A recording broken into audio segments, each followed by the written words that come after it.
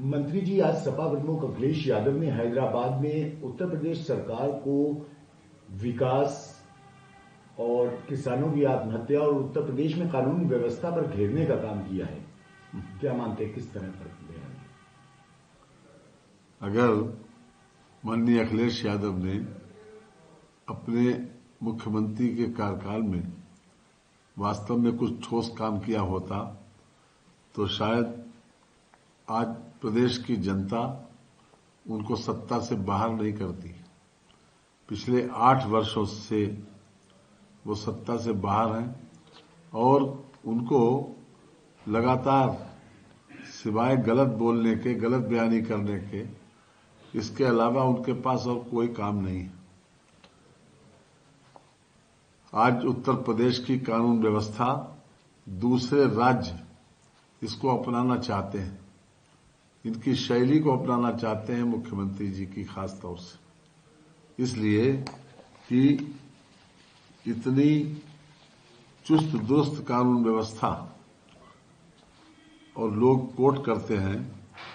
और खास तौर से जो आंकड़ों की बात की जाती है तो 12 से 16 तक के आंकड़े देख लिए जाएं।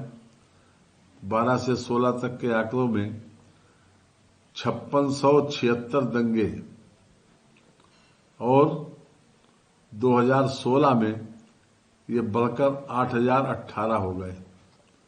ये एनसीआरबी का आंकड़ा है और बार बार श्रीमान अखिलेश यादव उसको कोट भी करते हैं।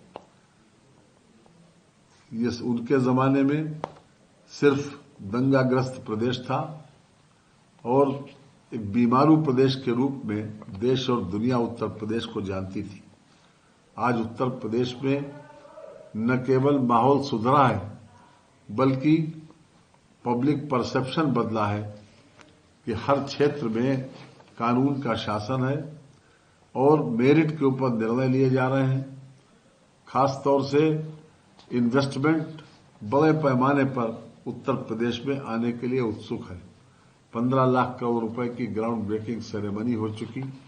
इसका सबसे बड़ा कारण यही है कि उत्तर प्रदेश में लोग अपने आप को सेफ और सिक्योर्ड महसूस करते हैं। उत्तर प्रदेश को लोग सेफ और सिक्योर्ड डेस्टिनेशन मानते हैं अपना इन्वेस्टमेंट करने के लिए।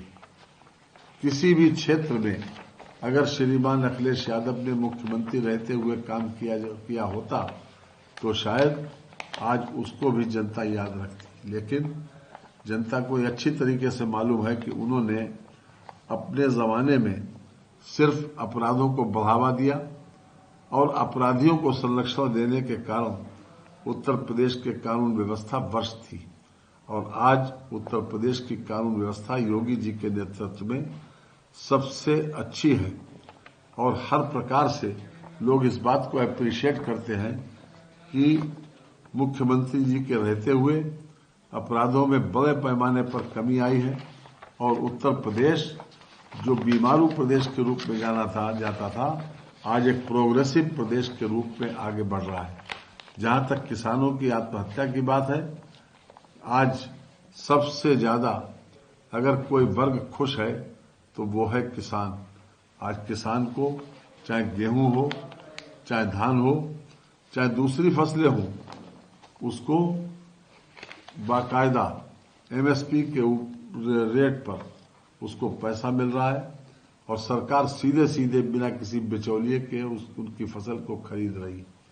और सिंचाई से लेकर फसल बीमा योजना तक किसानों के लिए ये कोशिश की गई है कि हर तरह से हम मृदा परीक्षण, फिर नीम कोटेड यूरिया और उसके बाद जो किसानों की सिंचाई की व्यवस्था जो की है, जिससे हमारी लाखों हेक्टेयर सिंचन क्षमता बढ़ी है और उसी के कारण हमारा खाद्यान्न का उत्पादन भी बहुत बड़े पैमाने पर बढ़ा है। आज हर तरह से एक आम आदमी हो, चाहे किसान हो, चाहे युवा हो, चाहे व्यापारी हो और चाहे महिलाएं हों, सभी वर्गों में एक संतुष्टि का भाव है कि उत्तर प्रदेश में ऐसी सरकार है जो कानून के शासन के ऊपर विश्वास करती है और कानून के शासन को आगे बढ़ाती है। कानून व्यवस्था भाषणों से नहीं कार्रवाई से सुधरती है और योगी जी ने एग्जेम्पलरी कार्रवाई की है उन अपराधों में जो वास्तव में जघन्य अपराध कहे जाते हैं और प्रोसिक्यूशन को भी स्ट्रेंथन किया है। आज गवाह गवाही देने से घबराता नहीं है, गवाही देने से डरता नहीं है। आज गवाही भी हो रही है और बड़े पैमाने पर अपराधियों को सजा भी दिलाई जा रही है। जहां तक सवाल है स्वास्थ्य सेवाओं का, तो हम दावे के साथ कह सकते हैं कि 2012 से लेकर 16 तक श्रीमान अखिलेश यादव जी के कार्यकाल में आईएमआर और एमएमआर की स्थिति भी बहुत खराब थी। जब से योगी सरकार आई है तब से आईएमआर और एमएमआर की स्थिति को उसमें सुधार हुआ है, टीकाकरण में सुधार हुआ है, संस्थागत प्रसव जैसे सूचकों को में भी सुधार हुआ है। अखिलेश यादव जी को ये समझ लेना चाहिए कि चमकीले भाषण देने से तस्वीरें नहीं बदलती।